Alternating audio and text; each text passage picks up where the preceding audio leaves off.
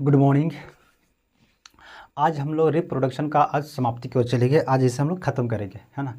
ये आपका है लास्ट पार्ट, यानी लास्ट वीडियो है, जो छठा पार्ट है। और कितनी है, यानी रिप्रोडक्शन का। आपको रिप्रोडक्शन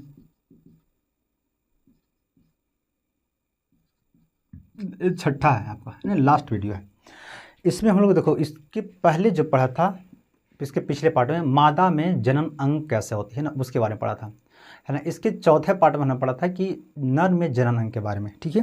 तो ये दोनों को हम मिक्स करके आज थोड़ा देखते हैं, है ना, क्योंकि हम लोग जरा सा रिवाइज करेंगे, क्योंकि हम लोग ये सब देख चुके हैं। उसके बाद फिर कुछ बीमारी होती है, उसके बाद पढ़ेंगे बीमारी होती है। फिर परिवार नियोजन, यानी कैसे वो इसे हम कंट्रोल, यानी जनसंख्या को कैसे कंट्रोल किया जाता है ना, उस तरह से भी हम इसे देखेंगे आज, ठीक है। तो देखो, जो नर, ये था नर जनन अंग है, नर जनन अंग, ठीक है। नर जनन अंग में क्या होता है कि एक होता है, दो वृषण होते हैं। क्या होते हैं? दो वृषण होती है, दो होती है वृषण होती है, ठीक है। इसके ऊपर एपिडर्मिस है ना, एपिडिडमिस ऐसे एक होती है, एपिडिडमिस की बनी रहती है, ऐसे होती है, एपिडिडमिस बनी इस पर होती है। यहाँ से क्या करता है, ठीक है, ये एपिडिडमिस जब यहाँ शुक्राणु, यानी ये है वृषण आपका, ये क्या है, वृषण है, ये आपका वृषण दो है, दोनों वृषण से बनता है शुक्राणु बनता है। ये दोनों वृषण में बनता है शुक्राणु बनता है, शुक्राणु बनता है। शुक्राणु बनने के बाद जब शुक्राणु जब बन जाता है, तो ये एपिडिडमिस की थैली में, एपिडिडमिस में आके यहाँ पे स्टोर रहता है। कहाँ पे स्टोर रहेगा? तो एपिडिडमिस में आके स्टोर रहता है। जब एपिडिडमिस में स्टोर रहता है, तो जब इससे ज़रूरत पड़ता है मनुष्य को, यानी आदमी को, तब इसे अपने शरीर से बाहर निकालता है, ठीक है। देखो, यहाँ पे जाके उसका विकास होता है। अब ये होते वृषण हो गया, है ना, एक क्या हो गया वृषण, इसको ये दो वृषण होती है, ये हमारे शरीर से बाहर होता है। ताकि इसलिए शरीर से बाहर होता है क्योंकि शुक्राणु जो है ना, इसको शरीर के टेम्परेचर से कम टेम्परेचर पे ये जिंदा रहेगा। जितने शरीर के टेम्परेचर है, अगर उतना अगर इसे मिल जाएगा तो ये मर जाएगा, है ना। क्योंकि शरीर का टेम्परेचर हम लोग का है 37 डिग्री सेल्सियस, है ना।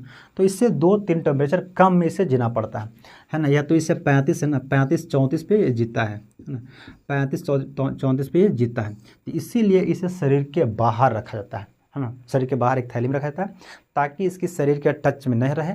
और अगर शरीर के टच में रहेगा तो इसका 37 डिग्री सेल्सियस हो जाएगा, शुक्राणु मर जाएगा। इसलिए जनसंख्या नहीं बढ़ेगा, है ना। इसलिए प्रकृति ने, है ना, बहुत सोच समझ के किसी चीज़ को बनाता है और उसकी शरीर से नीचे रखता है, शरीर से, है ना, दूर रखता है, ताकि उसकी टेम्परेचर मेंटेन हो सके और शुक्राणु जिंदा रह सके, ठीक है। चलो देखो, अब शुक्राणु जब बनता है तो यहाँ पे एपिडिडमिस होता है, वो एपिडिडमिस जाके वो स्टोर रहता है। एपिडिडमिस में स्टोर होने के देखो, ये ऐसे होता है, देखो इसको मैं बना ही दे रहा हूँ, है ना। यहाँ पे देखो क्या होता है, ये होती है थैली होती है ना, एपिडिडमिस हो गया, ठीक है। यहाँ पे जो किडनी होता है, अब यहाँ पे मैं खाली किडनी बनाता हूँ, सिर्फ थैला बनाता हूँ। किडनी में आपको, है ना, यहाँ पे थैला है, ये क्या है, मूत्राशय है, मूत्राशय से, ठीक है। अब मूत्राशय से आती है नली, आती है, वो इतना दूर काला बन गया रहे, ठीक है। मूत्राशय से आती है नली, ये नली आपको बाहर जाएगी शरीर के, ठीक है, मूत्राशय से शरीर की बाहर जाएगी, ठीक है। देखो, अब ये जो नली होती है ऐसे होके यहाँ पे आके मिलती है, यहाँ से ये नली ऐसे होके आके यहाँ पे मिलती है, ठीक है। दो होती है, ये होती है आपका मूत्राशय, किडनी से दो आती है, मूत्रमार्ग होती है, मूत्रवाहिनी आती है दो, है ना, ये दो मूत्रवाहिनी हो गया। ये जो होती है इसे बोलते हैं वैस्कोटोमी, यानी वैस डिफरेंस बोलते हैं, सॉरी, है ना, वैस डिफरेंस, है ना, वैस डिफरेंस बोलते हैं। यानी इससे बोलते हैं शुक्रवाहिनी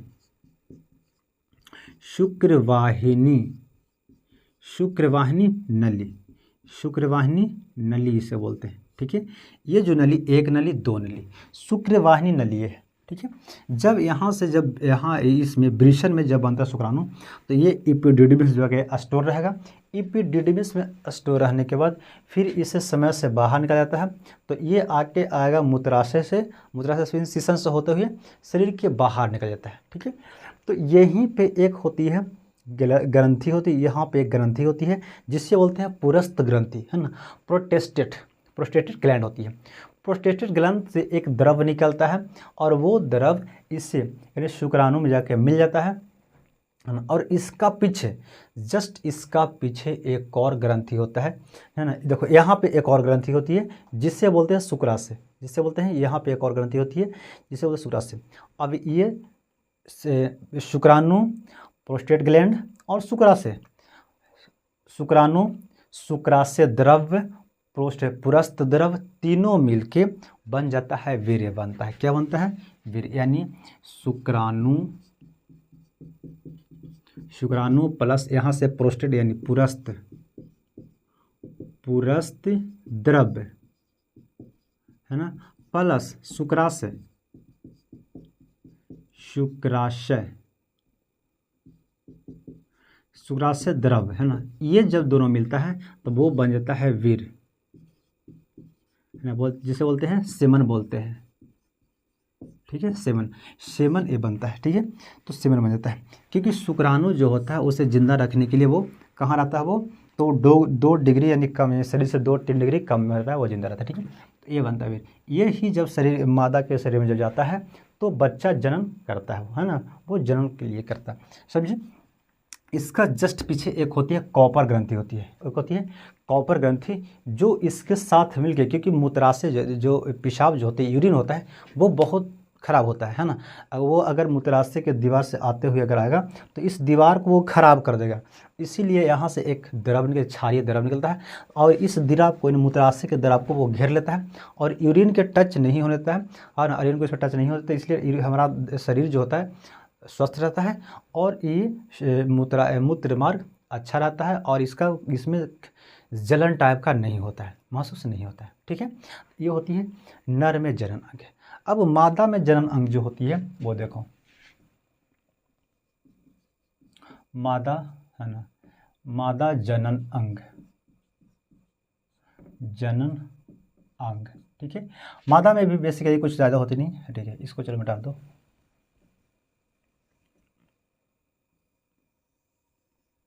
ये हो गया, अरे बन जाओ, अरे यार ले,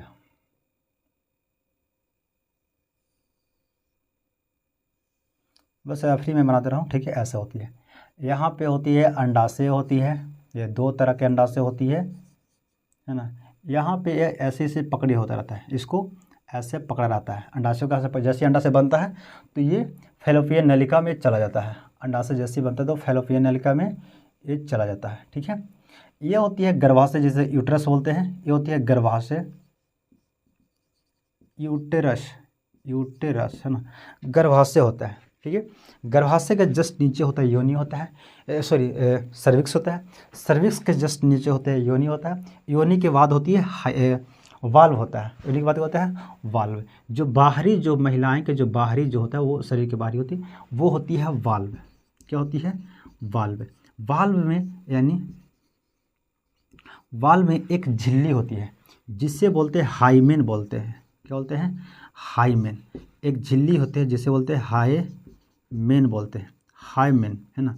हाइमेन क्या होता है? एक झिल्ली होता है, ये हमारी बाहरी, जैसे महिला का जो योनि होता है उसको बाहरी से सुरक्षा प्रदान करता है। ये बहुत महिला में हर किसी होती है। तो ये क्या होता है, पहले की महिला में ये होती थी, आज की महिला में भी होती है, लेकिन पहले की महिला में ये हमेशा ही रहती थी, है ना। जब तक वो अपनी बच्चे को जनन करने के लिए, है ना, किसी पुरुष से नहीं मिलता तब तक वो रहती थी। क्यों? क्योंकि वो पहले की जो महिलाएं थी वो साइकिल नहीं चलाती थी, है ना, वो बाइक नहीं चलाती थी, है ना। लेकिन आज की महिलाएं बहुत एडवांस हो चुकी है।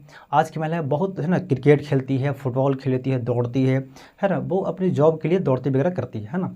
तो इसके लिए वो झिल्ली जो होता है टूट जाता है और ब्लड के रास्ते बाहर शरीर से बाहर निकल जाता है, तो ये झिल्ली अक्सर टूट जाती है। लेकिन पहले की महिला में ऐसे नहीं होते, क्योंकि पहले की महिलाएं एथलीट में भाग नहीं लेती थी, क्रिकेट नहीं खेलती थी, फुटबॉल नहीं खेलती थी, साइकिल नहीं चलाती थी, बाइक नहीं चलाती थी, वो घर की नॉर्मल काम करती थी, है ना। तो उससे झिल्ली नहीं टूटता था। ठीक है, चलो समझे। वो क्या होती है? वो हाइमेन होता है, वो भी एक बहुत पतली झिल्ली होती है।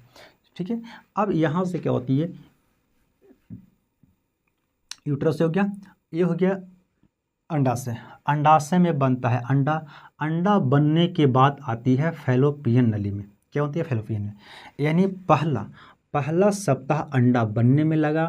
जब पहला सप्ताह अंडा बन जाती है तो दूसरी सप्ताह, जैसे दूसरे सप्ताह एंट्री करता है तो यहाँ पे अंडा आता है। जैसे ही दूसरी सप्ताह एंट्री करता है, क्योंकि जैसे ही देखो पहला सप्ताह एक यानी एक तारीख से मान के चलो 1 तारीख से लेकर 7 तारीख तक अंडा बनना है ना, अंडा बनना। तो जैसे ही 8वां तारीख आएगा तो अब यहाँ पे आ जाएगा अंडा, कहाँ जाएगा, यहाँ पे आएगा, यहाँ पे आएगा अंडा आएगा। अब यहाँ पे इंतजार करेगा, क्या इंतजार करेगा कितना, यानी जैसे इसमें दूसरा, क्योंकि पहला सप्ताह था 8वां दिन आया, तो दूसरा सप्ताह आया, दूसरा से यानी 8वां से लेके कितना दिन है ना, 8 से लेके है ना 7 से लेके 14 दिन तक है ना, 14 दिन, और यहाँ से 21 दिन तक, यानी 21 दिन तक, यानी तीसरा सप्ताह, यहाँ से तीसरा सप्ताह, उसके बाद फिर आएगा चौथा सप्ताह। ठीक है, चौथा सप्ताह। देखो पहला सप्ताह जो होता है अंडा बनता है, पहला सप्ताह अंडा बनने में लगा, कहाँ पे बनता है, अंडाशय में बना। अंडाशय में जब बन गया तो वो चला जाता है फैलोपियन नलिका में। फैलोपियन नलिका में जाने के बाद वहाँ पे इंतजार करता है शुक्राणु को, है ना, तो वहाँ पे इंतजार करता है पहले दूसरी सप्ताह, देखो दूसरी सप्ताह और तीसरी सप्ताह, दूसरी सप्ताह और तीसरी सप्ताह जाके वहाँ पे इंतजार करता है। जैसे ही इसको अगर यहाँ से जो वीर्य था वो अगर मिल जाता है तो ये निषेचन करने योग्य हो जाएगी। ठीक है, और निषेचन करने लगा। लेकिन अगर ये नहीं मिलता है तो चौथी सप्ताह में वो धीरे धीरे डिस्ट्रॉय होना शुरू होता है ना, डिस्ट्रॉय होना शुरू होता है। इसके पहले जैसे ही वो अंडा बनना शुरू होता है तो यहाँ से निकलता है एस्ट्रोजन निकलता है और प्रोजेस्टेरोन निकलता है ना, रिलैक्सिन निकलता है, ये सब 3 हार्मोन निकलता है। ठीक है, और उसको यहाँ पे गर्भाशय जो होता है उसको मोटी दीवार बनाता है ताकि उसे बेबी जो बच्चा हो उसमें अच्छे से सुरक्षित से रह सके, है ना। तो ये सब उसको व्यवस्था करता है कौन, प्रोजेस्टेरोन। ठीक है, तो जैसे ही चौथा सप्ताह इसको जब शुक्राणु नहीं मिलता है तब ये शरीर से बाहर निकल जाता है। शरीर से बाहर निकलने के बाद क्योंकि ये धीरे धीरे बाहर निकलने लगता है ना, तो किसी का मेंस्ट्रुएशन साइकिल जो होती है वो 3 से 5 दिन तक चलता है ना। जब यही शरीर से जब बाहर निकलता है तो उससे बोलते हैं मेंस्ट्रुएशन साइकिल बोलते हैं, उसे क्या बोलते हैं, मेंस्ट्रुएशन साइकिल बोलते हैं, है ना, मेंस्ट्रुएशन, है ना, मेंस्ट्रुएशन साइकिल बोलते हैं, मेंस्ट्रुएशन साइकिल होता है। ठीक है, मेंस्ट्रुएशन साइकिल ये होती है, यानी इसे बोलते हैं मासिक चक्र, है ना, मासिक चक्र होती है, ये हमेशा होती है। अब इस बार यहाँ से बाहर निकल गया पूरे शरीर में।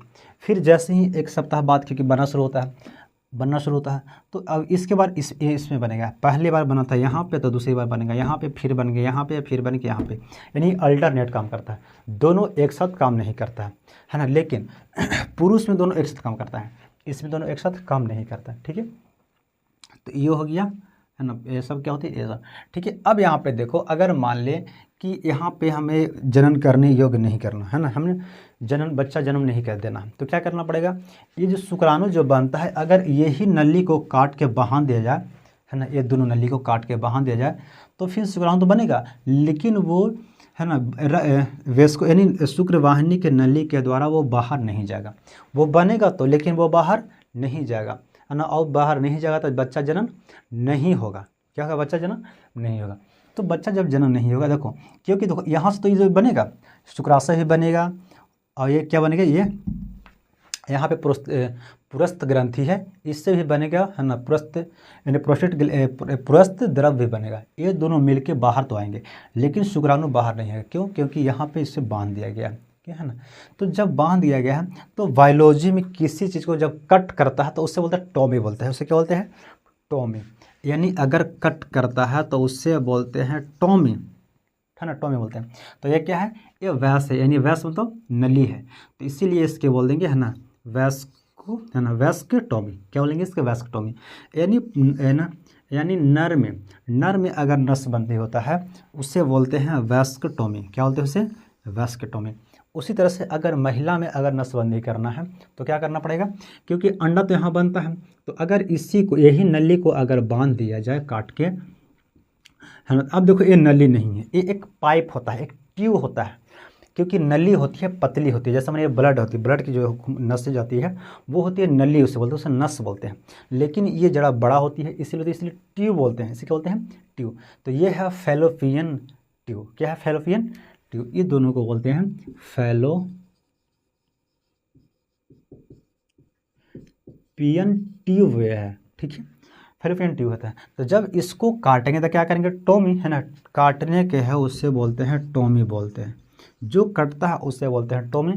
तो अब काट क्या रहा है, तो काट रहा है फैलोपियन ट्यूब, यानी इसको बोलेंगे ट्यूब, है ना, ट्यूब, ट्यूबिकोटोमी, ट्यूबिकोटोमी, इसे क्या बोलेंगे, ट्यूबिकोटोमी। जब महिला में जब नसबंदी किया जाता है तो उससे बोलते हैं ट्यूबिकोटोमी, और पुरुष में बोलते हैं वेस्कोटोमी। क्या बोलते हैं, वेस्कोटोमी, यानी पुरुष नसबंदी को वेस्कोटोमी, महिला नसबंदी को ट्यूबिकोटोमी। ठीक है, तो ये नसबंदी, अगर नसबंदी हो जाती है तो जनसंख्या वृद्धि नहीं होगी, है ना, जनसंख्या, वो अब जनसंख्या वृद्धि नहीं कर सकते हैं। ठीक है, ये होती है।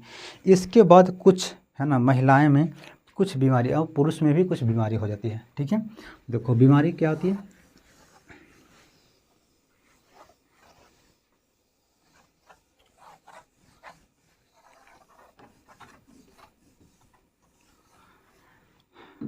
देखो बीमारी है ना, जैसे देखते हैं ना, लैंगिक लैंगिक जनन, लैंगिक जनन, है ना, संचारित संचारित रोग, सेक्सुअली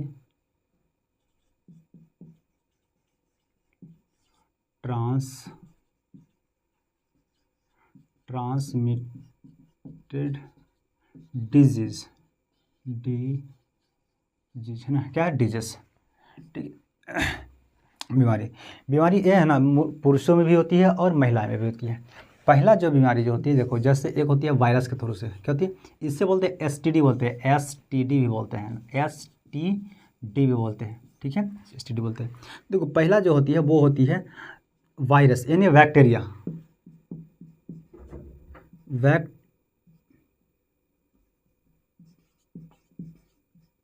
है ना, बैक्टीरिया जनित रोग, है, बैक्टीरिया जनित रोग होती है, बैक्टीरिया, है ना। पहला जो बीमारी जो होता है, यानी पुरुष में, महिला में भी होती है, बैक्टीरिया जनित रोग। तो बैक्टीरिया जनित रोग जो होती है जिसे बोलते हैं, है ना, जिसे बोलते हैं ना, सिफिलिस,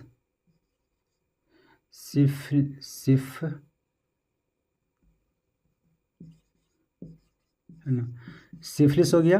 ठीक है, सिफिलिस हो गया, और होता है सिफिलिस, तो गोनोरिया होता है, गोनेरिया, है ना, गोनेरिया हो गया। एक होता है यूरेथ्राइटिस, यूरेथ्राइटिस हो गया। फिर होता है यूरेथ्राइटिस हो गया, यूरेथ्राइटिस के बाद होता है सर्विसाइटिस, है ना, सर्विसाइटिस होता है, सर्विसाइटिस होता है। ये है ना, ये तीन चार तरह के बीमारी होता है। ये सब बीमारी होती है बैक्टीरिया के थ्रू से। ये सब जो होती है बैक्टीरिया के थ्रू बीमारी होती है। सिफिलिस होता है, गोनोरिया होता है, यूरेथ्राइटिस होती है, सर्विसाइटिस होती है। ये सब होती है बीमारी किसके थ्रू होती है, तो ये होती है बैक्टीरिया के थ्रू होती है ना। दूसरी जो होती है वो वायरस से होती है बीमारी, वायरस के द्वारा, है ना, वायरस के द्वारा जो होते हैं वो होती है ना सर्विक्स कैंसर,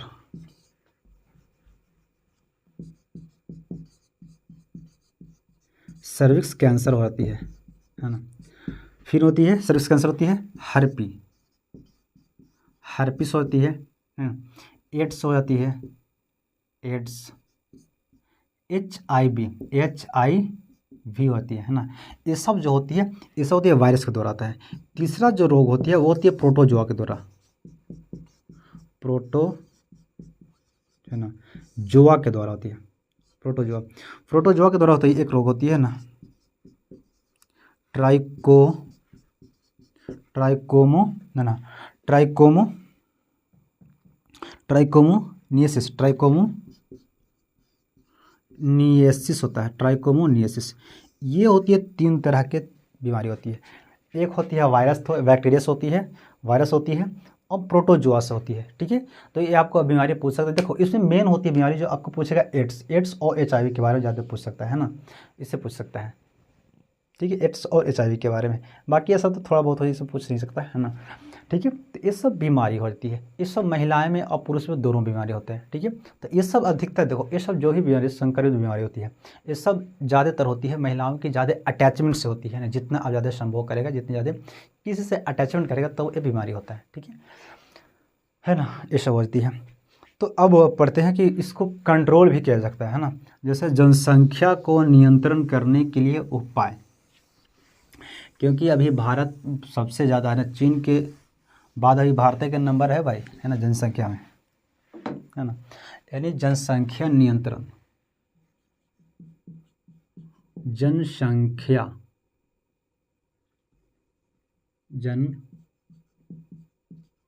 जनसंख्या नियंत्रण ठीक है। जनसंख्या नियंत्रण जो होता है वो पहला उपाय हम कह सकते हैं, तो वो उसे बोलते हैं प्राकृतिक, क्या बोलते हैं, प्राकृतिक विधि। प्राकृतिक विधि क्या कह सकते हैं कि प्राकृतिक विधि जो कहते हैं, क्योंकि इसे कह सकते हैं क्योंकि देखो जो अंडा जो बनता है वो बनता है पहला सप्ताह, क्योंकि महिलाएं में है ना जो ये होती है ना। ठीक है, अब यहाँ पे अंडा जो बनती है महिला में, तो अंडा बनने में उसको लगता है 1 सप्ताह, क्या लगता है 1 सप्ताह। ठीक है, पहला सप्ताह। दूसरी सप्ताह में अंडा जब बन के तैयार जब हो जाता है, तब वो जाके इंतजार करता है 3री सप्ताह तक, और 4थी सप्ताह तक वो जाकर डिस्ट्रॉय हो जाती है ना।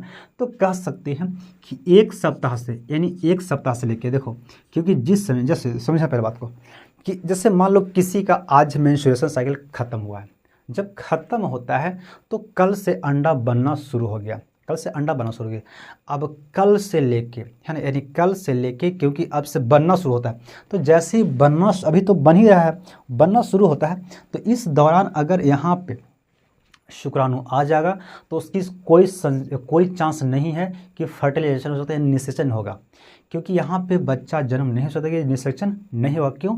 क्योंकि यहाँ पे अभी तो बन ही रहा है, अभी एक अंडाशय में है, ऐसा सुराहा पहुँच गया, तो कहाँ से होगा? नहीं होगा, क्योंकि उसको नहीं मिलेगा, है कि नहीं। तो इस शुक्राणु आएगा, इधर आएगा, घूमेगा और वो मर जाएगा, कुछ इधर जाएगा, घूमेगा, मर जाएगा, है ना, किसी का पूछे नहीं होगा तो ऐसे ही मर जाएगा, तो निषेचन नहीं होगा।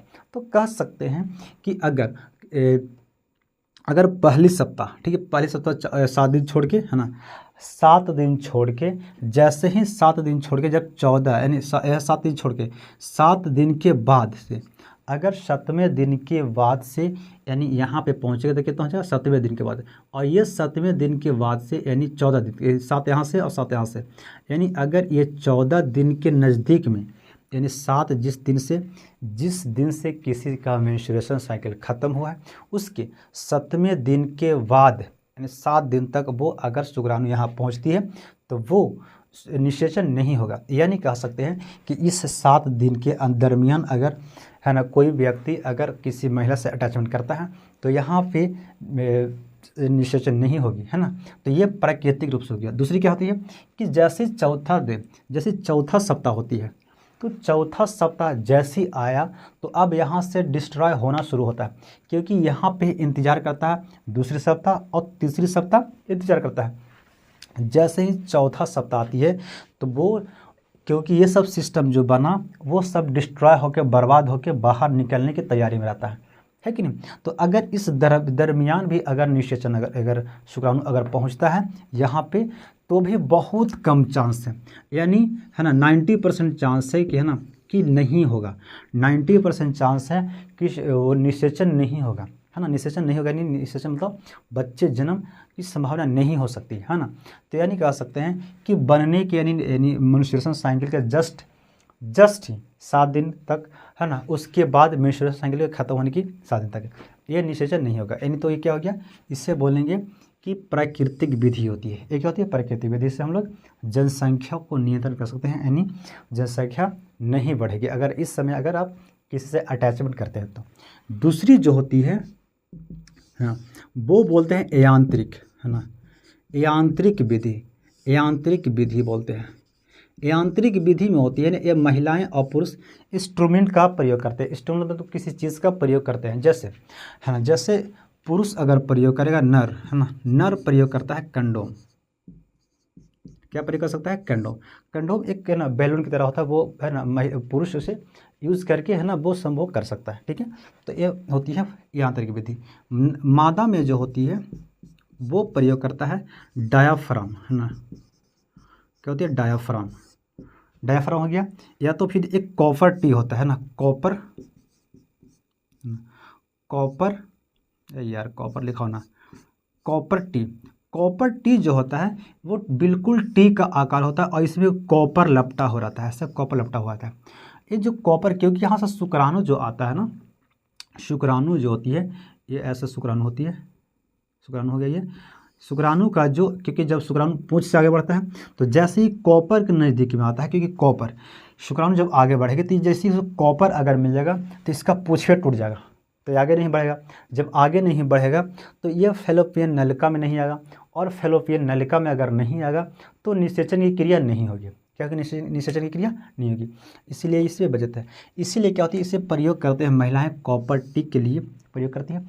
कॉपर टी जो होता है वो बिल्कुल टीकाकार होता है और वो गर्भाशय में ला के रख दिया जाता है ना, गर्भाशय से डॉक्टर के द्वारा गर्भाशय में ला के रख दिया जाता है। जैसे ही एक कॉपर से जब टकराती है शुक्राणु तो उसकी पूंछ टूट जाएगी, पूंछ टूट जाएगी तो वो आगे नहीं बढ़ेगा, आगे नहीं बढ़ेगा तो वो गर्भाशय में ही शुक्राणु वो मर जाएगा, है ना, और वो फैलोपियन नलिका में नहीं पहुंचेगा तो निषेचन क्रिया नहीं होती है।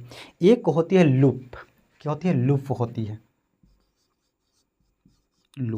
लूप भी होती है बिल्कुल कॉपर टी की तरह, है ना, वो भी एक तांबा के बना होता है और वो उसको भी यहाँ पे गर्भाशय में रख देता है। ये जो डायाफ्राम होती है ये भी एक कंडोम की तरह होती है, इस तरह से होती है ऐसे, है ना, महिलाएं ऐसे अपनी है ना व्यवहारिक योनि में रख लेते हैं ताकि ऐसे है ना निषेचन नहीं होती है, ठीक है। तीसरी जो निषेचन यानी जनसंख्या नियंत्रण करने की अगर तरीका है तो वो रासायनिक तरह से, रासायनिक, है ना, रासायनिक विधि से होती है। रासायनिक विधि होती है कि अगर मान ले आपको किसी महिला का अगर ये शंका लग रहा है कि हमें है ना ये सब मतलब निषेचन हो गया है, तो वो दवा का भी प्रयोग करते हैं, है ना, दवा का ही प्रयोग करते हैं, या निषेचन होने के बाद ही प्रयोग करते हैं, या निषेचन होने के पहले ही प्रयोग करते हैं। अगर पहले कीजिएगा तो आपको ये जो है ना मेंस्ट्रुएशन साइकिल कुछ दिन के लिए वो बंद हो जाती है।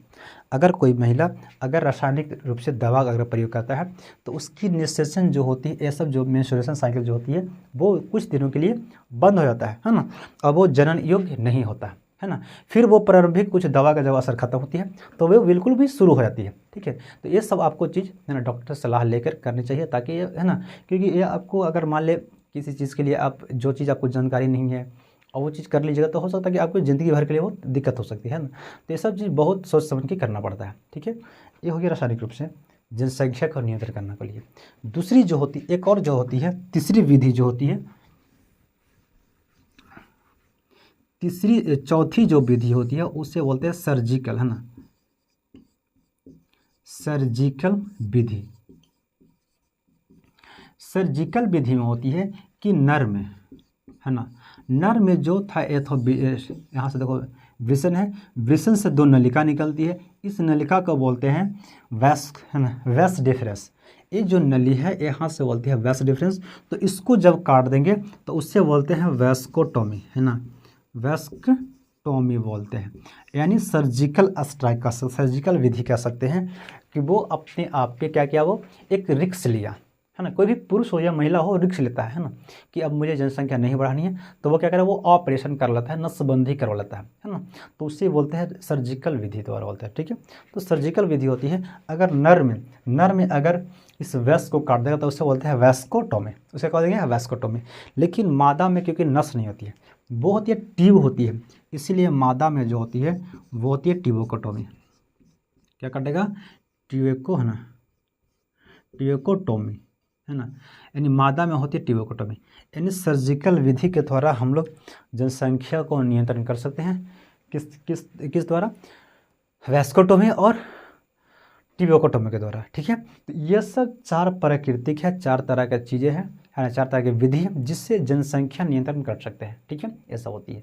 सो थैंक यू, आज हम लोग ख़त्म करिए, है ना, रिप्रोडक्शन का चैप्टर ख़त्म किए हैं। इसके बाद हम लोग पढ़ेंगे आनुवंशिकता के बारे में, क्योंकि जनन तो कर लिए हैं, जनन जो होता है वो होती है जनसंख्या को वृद्धि करना, अपने जैसा जनसंख्या को वृद्धि करना जनन कहलाता है। लेकिन आनुवंशिकता होता है कि उसमें जनन करने के योग जो होता है वो उसका गुण उसकी पौत्रिक गुण है। पौत्रिक मतलब उसके दादा परदादा से गुण आते आ रहा है कि वो लड़का अपनी दादा जैसा दिखेगा। दिखेगा मतलब कैसा कि उसका दादा के भी 2 आँख है, उसकी भी 2 हाथ होनी चाहिए, उसकी भी 2 आँख होनी चाहिए, 2 पैर होने चाहिए। तो ये सब जो होता है वो पैतृक गुण होती है ना, यानी पैतृक गुण क्या होती है कि वो अपनी परदादा से भी वो उसकी गुण, तो ये सब जो होती है गुण होती है, ये होती है डीएनए के अंदर होती है, डीएनए में होती है, जीन होता है, यहाँ से सब गुण निकल के आते हैं, है ना। उसी गुण के आधार पे ये जनन की क्रिया होती रहती है ना। तो जनन तो वह बच्चा हो गया। अब बच्चा में नाखून, जैसे मान लिए ये नाखून अंगुली में होना चाहिए, दांत ये जबड़े में आने चाहिए, बाल सिर में होना चाहिए। तो ये सब इन्फॉर्मेशन जो होती है वो होती है जीन में रखा रहता है, ठीक है, जीन में लिखा रहता है। तो ये सब हम लोग पढ़ेंगे अगले चैप्टर में। So thank you.